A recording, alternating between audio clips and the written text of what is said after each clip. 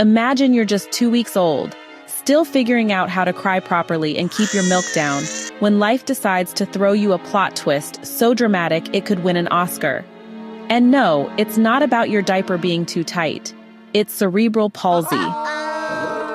Now fast forward a few years, you're a sharp, witty kid who can outthink most adults. But instead of people noticing your brilliance, you're being whisked from one miracle prayer camp to another, like some sort of reluctant contestant on Africa's Got Anointing. The judges? Pastors who can diagnose spiritual diseases faster than your doctor can say malaria. You're told your condition isn't a random medical thing, it's the work of an evil auntie. And now your family is determined to exorcise this wicked relative's handiwork with holy water, fasting, and enough prayer marathons to make heaven take notes. Write that down! This is the world of Definition of a Miracle, a heartfelt, funny, and painfully honest story by Farida and Bedwei.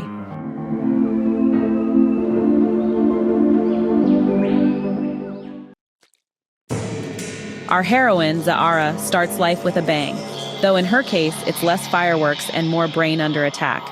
At 2 weeks old, cerebral palsy enters her life, uninvited, unannounced, and completely uninterested in leaving.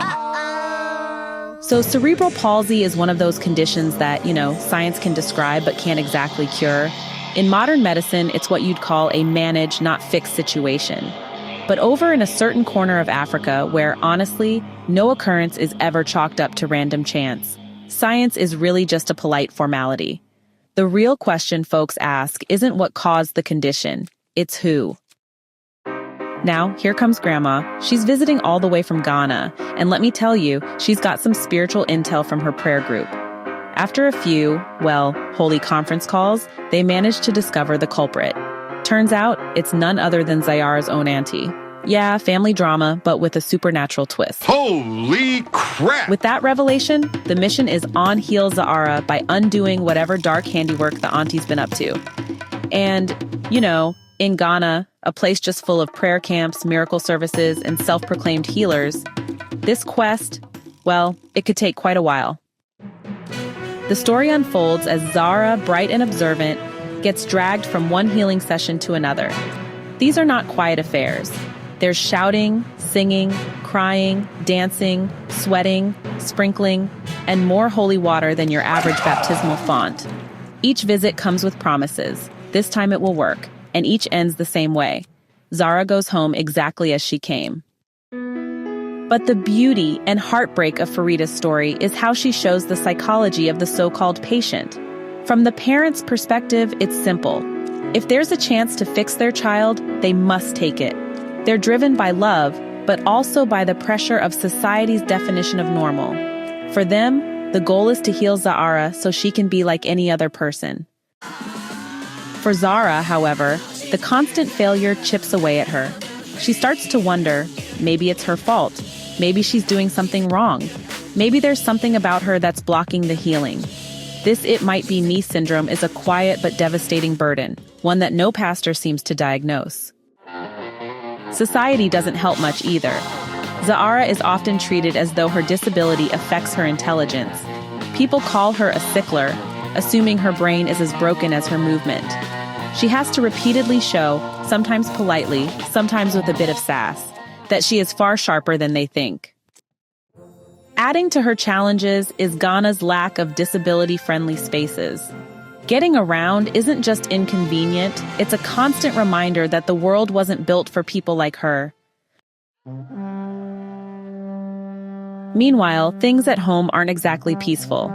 Zaara's father is Muslim, her mother is Christian, and until recently, their interfaith marriage had been harmonious. But her mother's new zeal for miracle cures turns the atmosphere tense. The auntie accusation scandal only fuels family disputes. Her parents argue frequently, sometimes over religion, sometimes over the healing process, and sometimes just because tempers are already running high. Yet, despite the chaos, there's a bright spot: school. When Zaara joins the local school, she's honestly pretty nervous. At first, classmates look at her strangely, the new kid with a visible disability and an unfamiliar accent. But she quickly wins them over with her intelligence and humor. Soon enough, she's thriving both academically and socially. For Zaara, this is the real miracle. Being treated like any other child, not being defined solely by her disability, having parents who help her fit in, and avoiding the fate that often befalls disabled people in her community, life on the streets as a beggar. By the end of the book, the title definition of a miracle becomes clear. It's not about a dramatic Hollywood-style healing. It's about living fully, on your own terms, despite limitations. So, the book I've been talking about is Definition of a Miracle by Farida and Bedwei. First published back in 2010, this novel draws heavily from the author's own life. Though, she never outright says just how much is autobiographical. What's undeniable, though, is the authenticity of Zaara's voice and experiences. It's honestly one of those stories that entertains you with humor and charm, while quietly delivering some hard truths about disability, family, and the complexities of faith. I really appreciated how Farida flips the lens. Most stories about disability in African settings are told from the perspective of caregivers, relatives, or outsiders. But here, we get the view from the center, from the person everyone is trying to fix. The humor is understated, but wow, it's sharp. Zaara's observations about adults, especially the ones trying to heal her, are both funny and, honestly, a little heartbreaking. That said, I did have one small gripe. The first-person narration sometimes feels a bit too all-knowing. Zaara occasionally seems to know things she couldn't have possibly witnessed firsthand. And well, we're not told how she found out. Also, the editing could have been tighter in places. Still, these are minor quibbles in an otherwise moving, important work. The book succeeds in making you laugh, wince, and reflect, sometimes all in the same paragraph. A few themes stood out for me. Faith versus science. Well, the book doesn't outright dismiss faith healing, but it shows the dangers of relying solely on it while ignoring medical realities. Beyond the physical challenges, Farida explores the mental strain of being constantly, treated as broken. The novel portrays how religious fervor can strain even the strongest families, especially in interfaith households. The casual ableism that Zaara faces is a recurring theme. Folks often just assume she's less capable, until she goes on and proves them wrong. The book, well, it really challenges the idea that a miracle has to be something supernatural. Sometimes it's honestly as simple as being accepted, included, and just being able to live with dignity. Farida Nana Efua Bedwei was born in Lagos, Nigeria, and spent her childhood in places like Dominica, Greenland, and the UK before her family moved to Ghana in the late 80s. She developed cerebral palsy at just 10 days old and was homeschooled until she was 12 when she entered mainstream school and, surprised everyone by excelling. Farida went on to become one of Ghana's top software engineers and a strong advocate for disability rights.